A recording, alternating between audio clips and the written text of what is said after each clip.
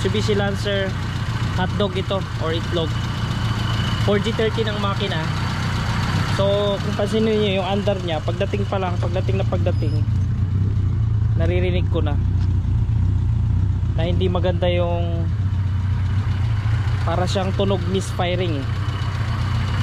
Pero kapag ni-rev mo man, pag ni-rev mo na, pino naman yan oh. Medyo ano siya. Pag ni-rev okay naman. Tapos nakita ko rin to na tumatakbo. Nasundan ko to eh. Okay naman siya. Pero ganyan niya. So tuning ang gagawin natin dito. So iko-correct ko muna yung vacuum line. Kasi may nakita ko dito isa. Pero may takip yan kanina. Tinanggal ko lang. Wala namang hiko. Tapos napansin ko rin dito, medyo may mga kulang talaga. Yung linya iko-correct ko lang. Medyo komplikado ang linya nito eh pagka kinumpleto mo. Pero ang mahalaga lang ngayon ay ang ported saka manifold na linya sa distributor. Tapos check ko rin kung gumagana pa yung mechanical advancer. Tapos sa timing din naman niya, i-check din natin mamaya. Ayan mga kaibigan, nakita ko na yung sakit niya, yung problema niya. So dahil iisa lang yung kanyang vacuum advancer, bali yung nandyan is ported lang yan, supposedly ported lang. Kaya lang yung kinabit na yan is manifold. Yun sa manifold, continuous yung higop. So ito yan, pag tinrace ko yan, ito yan. Then papakita ko sa inyo, yan yung reading 0. Kakabit ko lang. Pag kinabit,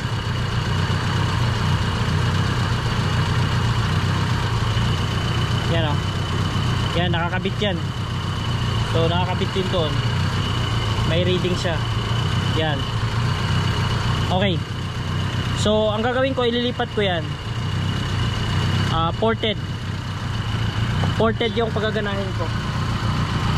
So kung paano natin matest yung ported ay ititest ko ito kung may reading ito ng vacuum during high RPM pag nag-rev tayo. So na-solve ko na, okay na yung magiging problema natin. Tapos check ko rin yung timing niya. Kapag nakakabit yung manifold, nag-a-adjust, ibig sabihin goods yung kanyang advancer. Yung mechanical okay din naman, ni-rev ko din. Pag ni-rev mo, uma-advance naman siya. So goods. Kukonect ko na lang, tapos i-correct natin yung timing. Ilalagay natin sa 8 degrees before top dead center. Ayan mga kapatid, tumino na siya, okay na siya. Kung pakinggan nyo yung under nya, maganda na yung idle nya, wala nang putok-putok yan.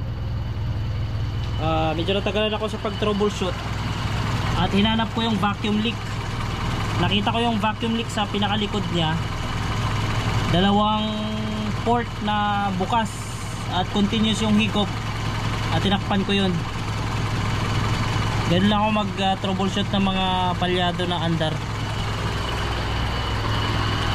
Tapos binuhay natin to mga kaibigan. Ported na lang ang pinagana ko dyan. Kaya pag nag-rev tayo,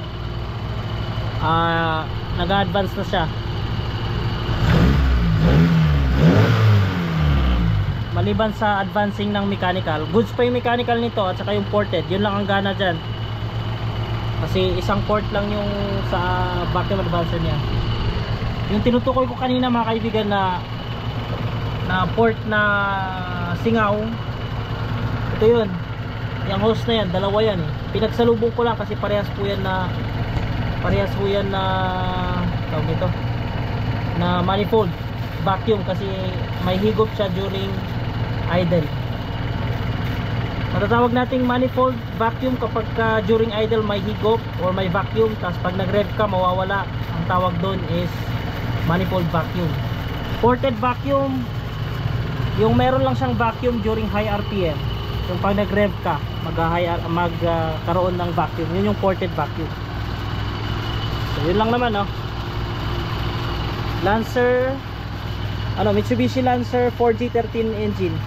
Tapos syempre naka 8 degrees before top dead center din. Di ko na ginalaw yung timing niyan kasi tama naman, nasa tama yung degree nung ginalaw ko. Kaso kanina pansin nyo nga, medyo parang misfiring yung andar at saka parang itutunog ng tambutsa, pero ngayon okay na. Kahit babaan mo pa ng idle yan at saka hindi na siya mangatal. At madali na rin siyang i-start syempre. Ganoon naman yung mga ano niyan eh. Magkasama yan kapag ka na-tune ng maigi, na-correct yung connection ng mga vacuum, nasaraduhan yung mga leak ng vacuum, na-itono maigi yung carburetor, na-timing yung distributor ng maayos sa tamang degrees, magkakasama na yan. Smooth na yung starting niya, maganda na yung arangkada, maganda na rin yung idle, tahimik na siya. Nasa mababa lang yan, mababa lang yung RPM yan. Ayan yung tambutso niya, ayan yung under niya. Okay na. Thank you for watching. At kay sir na dumaan sa atin, nagpagawa or nagpa-tune lang. Thank you for watching. Moto sir.